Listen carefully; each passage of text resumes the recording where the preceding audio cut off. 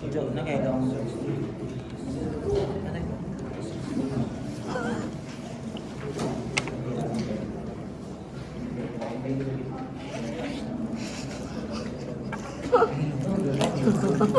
Now this is 60. Hindi ka manghatag long mark ha.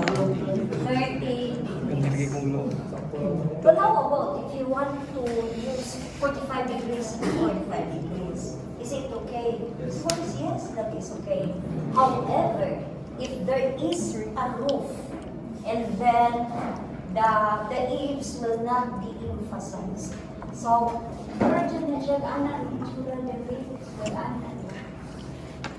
45 degrees. Dili siya 60 to 30, 45, 45. Wala, you are not emphasizing a certain view.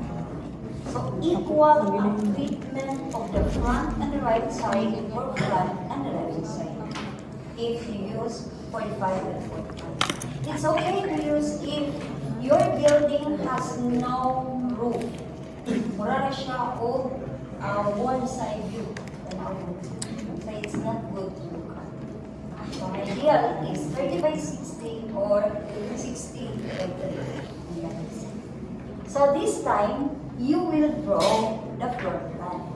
So, how about if you don't want to draw the floor plan, but you must draw it using 1:50, the floor plan. No, 1:50, good. And you don't have to draw the inside. Because what will be reflected in our perspective are only the front and the outer part. So you have the windows, the door. If you have exposed columns like this one, it will be seen in your perspective. Even the smallest details, naamoy mga different kind of finishing outside, it should be reflected in your perspective. How about if you use already 1:50 in your floor plans? What will you do? Since we want to show the front and the right side, you are going to look for a corner where you will assign it to be the reference vertical line. So here in this drawing, on front and right side, take note, siya, you move forward, and then you backward, and then you have this. So, it's either that you will choose this corner, and then expect that the front will move forward, and siya will be moving forward.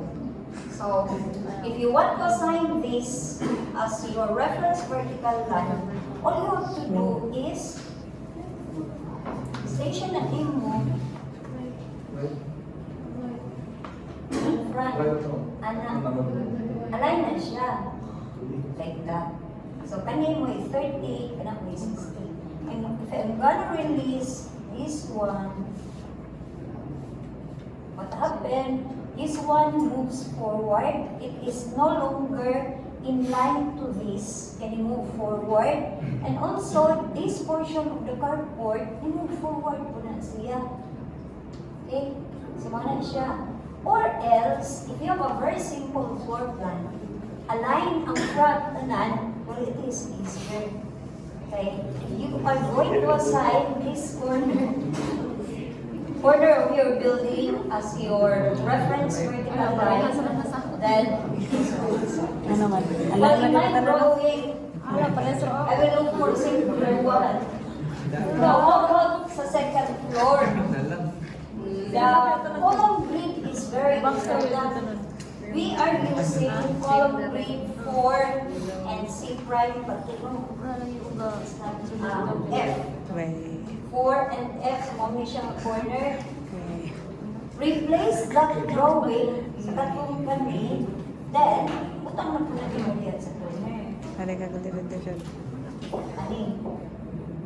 Anak. Anak na. So, pwede na dyan nga, hindi ka mag-drawing here the floor plan. As long as you will draw your floor plan to scale at 1:50. Okay? So in my case, if I will draw the floor plan, taken na sila. So, kung kanan siya, 1:2, but this is 1:100 yung so here, kung siya yung front, kung yung right side, ala, na siya din. Align na siya. Oh, align siya diya, align siya diya. If you want to use 1:100, then pwede rin na ninyo i-enlarge. I do not know, makakuha man siya, ma-enlarge times 2. Kung 1:100 na scale. Pero the details will not be clearly shown. And then if you will use 1:50, not kayo details. Okay. So, let us draw that for plan.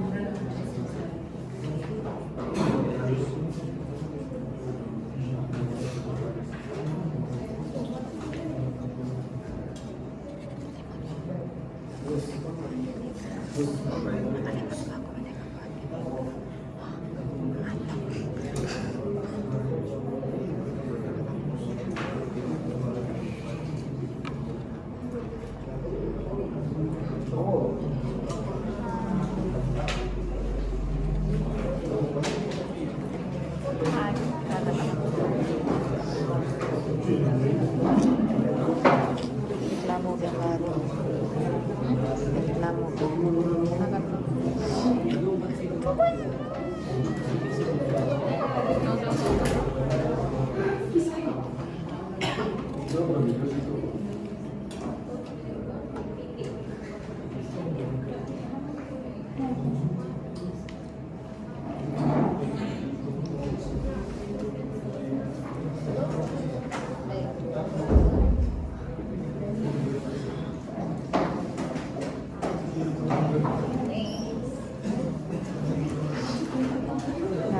Number lang po.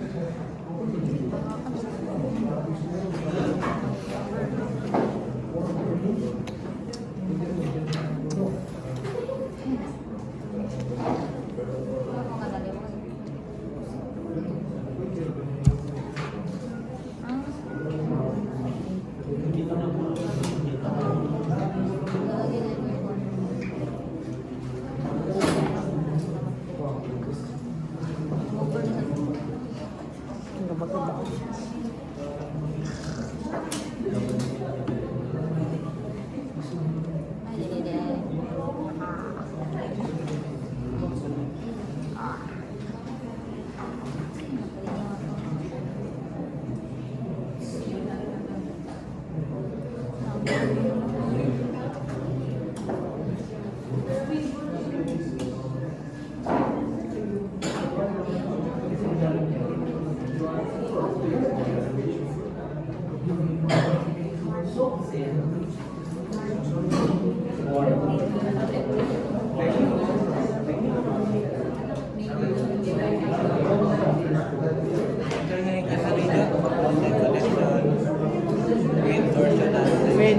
Wind shear and torsion.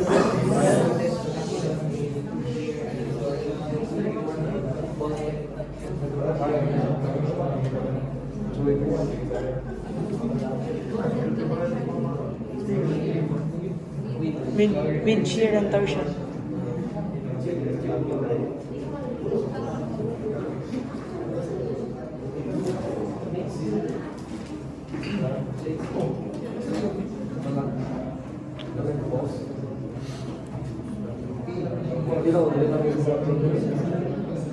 Konting. Ako ay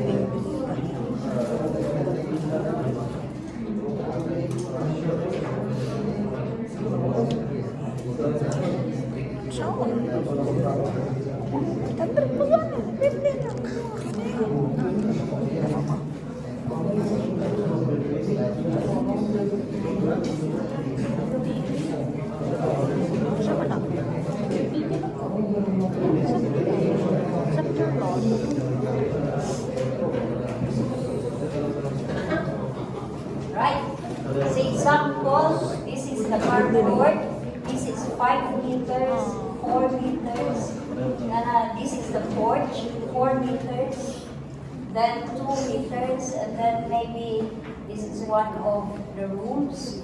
So, pwede po na we have here our entrance towards the living room, just to emphasize this one, where we may have our door somewhere here, no? Even this and inside. So, next step, you will need the elevation.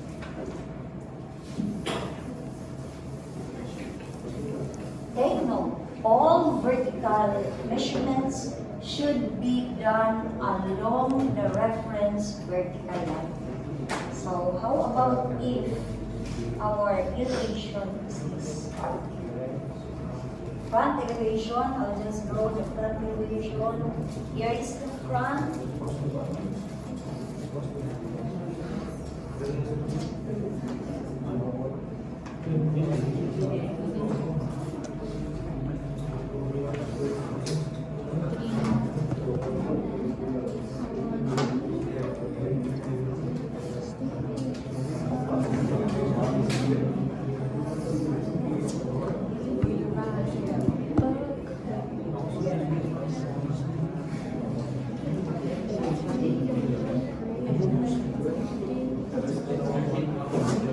So this is the natural grade line.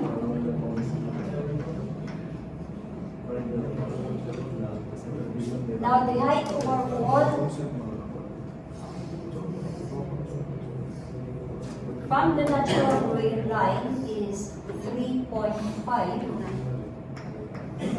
from the ground line.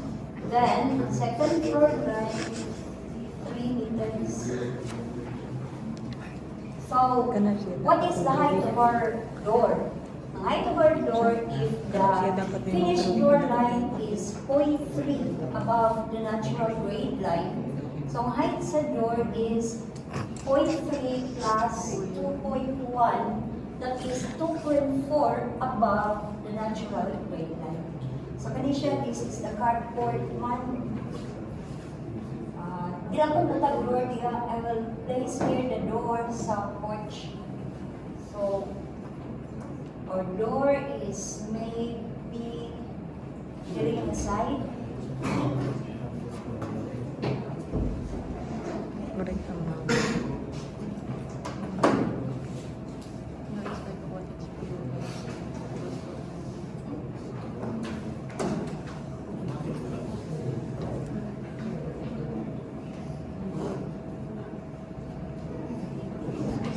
From the natural grade line, this is 2.4 because the initial finished floor line 0.3.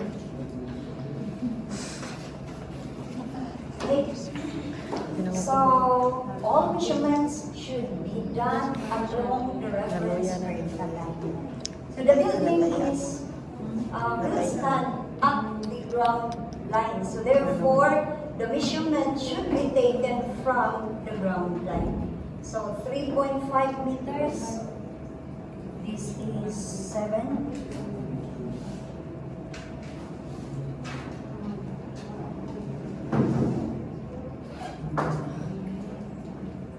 So that is the one. This is the level of the second floor line. The 8 horizontal line. So it should be perpendicular to our reference vertical line.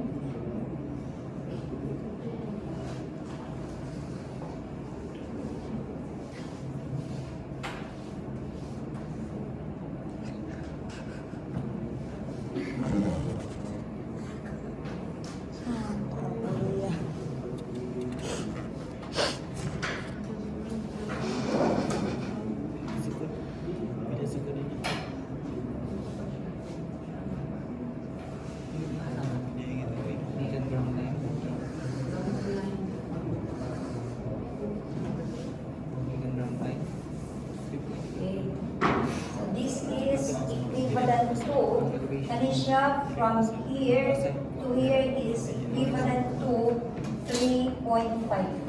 Okay, horizon line each other. Then, we will establish the ground line and the second floor line. Hmm. So all lines that is leaning towards the left should be vanished to the left. All lines that are directed and leaning towards the right should be vanished to the left. Simple na dyan kayong ruling. No? So, we will establish the front, a ground line sa front. So, all you have to do is vanish. Vanish this one. Only ground line. Vanish it to the left.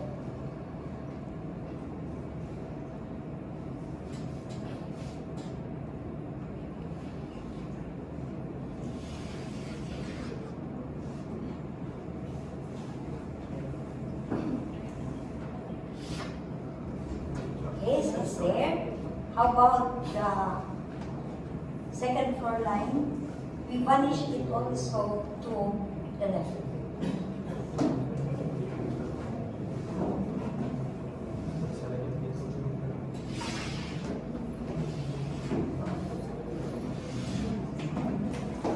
Okay, it's there. Ako na lang yung result na anyway, you know that all measurements should be taken at the reference vertical line. So this is the front. How about the right side? You are going to vanish the ground to the vanishing point right.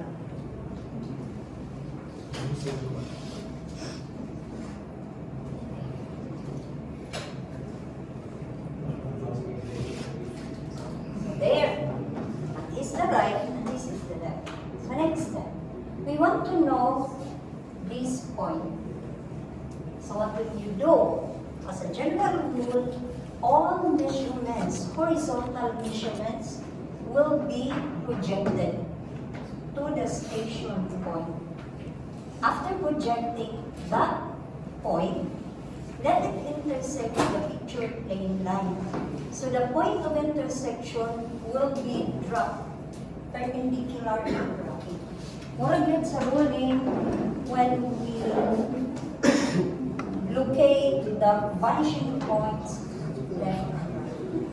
So again, project this to the station point. Tandaan na horizontal measurements. Then, we have here the intersection, which should be dropped to the figure.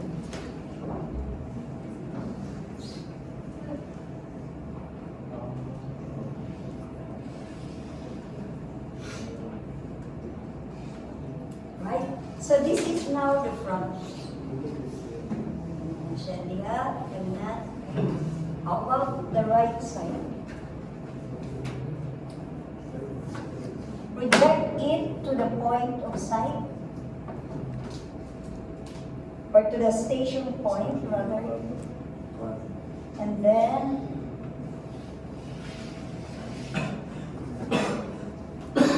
point of intersection. So it's very simple: project, drop, vanish. Project, drop, vanish. Those are the three words. Project, drop, vanish. Okay, so this is now the front and the right side. Okay. How about the other sides? For the carport, okay, see here, project, then drop, vanish. Suppose, if you want to draw the horizontal line in our perspective, then it will be vanished. Because a line it will move on, vanish. If you want to get the point, project. So vertical measurements should be done along the reference vertical line.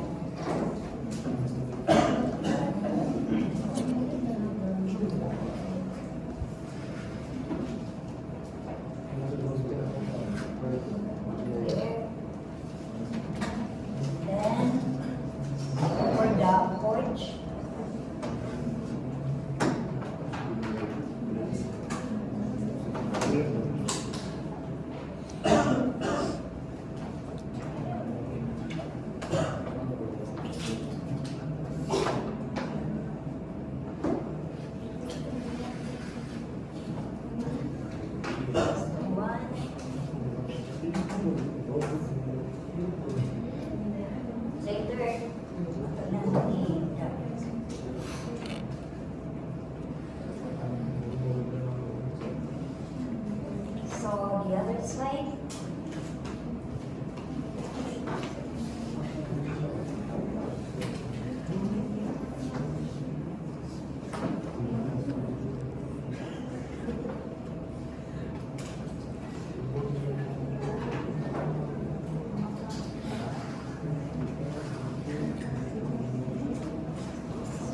Ay, si Kasama rin.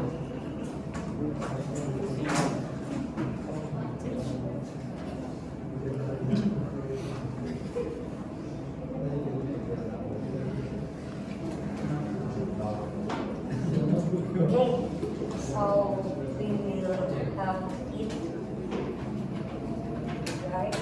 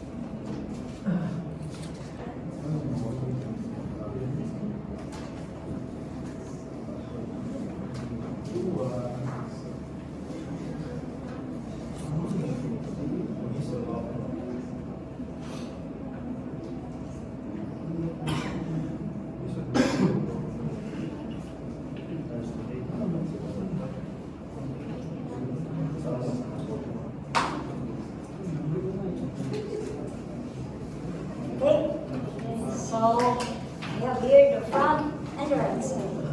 So next step, we want to locate the corner.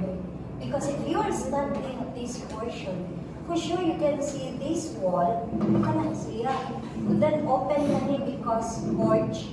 Then maybe there's a wall here, a wall here. If ever you have a column here at the corner, another column, and another column, it should be also drawn to scale. So if the size is 0.3 by 0.3 column, draw it to scale. 0.3, 0.3, the same procedure. It should be projected, drop. Project, drop. Yun, anak, matuti, no? Okay, next step. Okay, next step. We are going to draw that line. This line is within the structure. It's not along our reference line here and reference line on the right side. So what will you do? If you want to create a line, what will you do? Project vanish. Right. You want to draw a line. Like that one. You want to draw that line. What did you do? Vanish. Okay. If you want to determine and locate a point, project. Okay. So again, I will repeat, all lines that are parallel to this reference line will be vanished to the left. And all lines that is parallel to this one will be vanished to the right. So it's very simple. So what will we do now? We want to create this line. So what will we do? Vanish. And where are you going to vanish that? To the right. It's not. Because we have already located that point. So diretso na siya. Vanish to the right.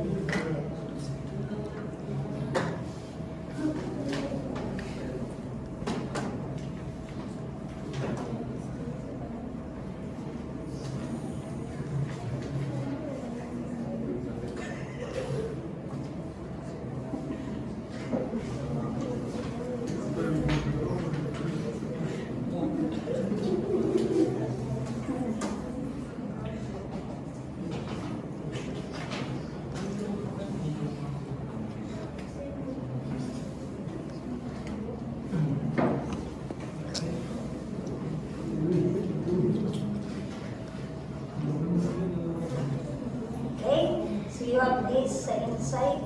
Na. The next, we want to create this line. So this will be vanished to the left. Ano siya po? Point. It will be vanished to the left.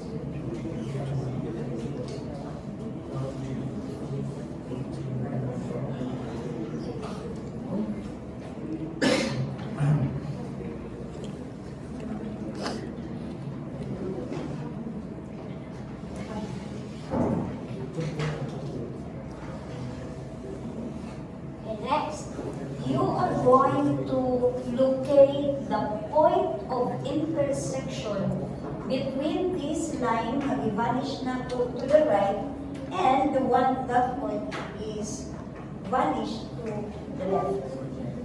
So this is now the difficult part because the chalk has a large or another way. Pwede, if you want to be very sure, makakunan din mo siya, hindi na yun mag-travel dito sa medyo. Na? Then, drop. But there are several ways.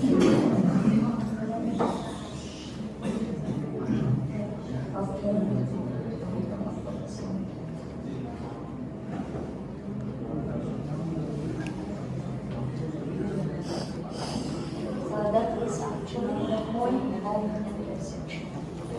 I hope you can see that. But before we are going to finalize that one, expect that the ceiling portion of this carport can be seen from the outside. So you can see, expect the ceiling